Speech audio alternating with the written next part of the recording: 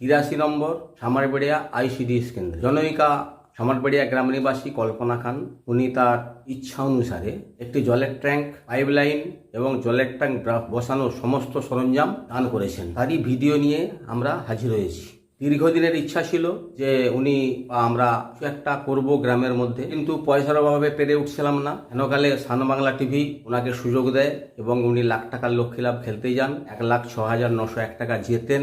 সেই টাকার কিছুটা অংশ খরচ করে উনি এই জিনিসটা দান করেছেন। এই জল ট্যাঙ্কে দেওয়ার ফলে যেমন বাচ্চারা উপকৃত হবে, সঙ্গে সঙ্গে পাইপ লাইনের মাধ্যমে উনি বাইরেও একটা জলের পয়েন্ট দিয়েছেন। গত 15ই আগস্ট এই কলের উদ্বোধন করেছেন আমার মা।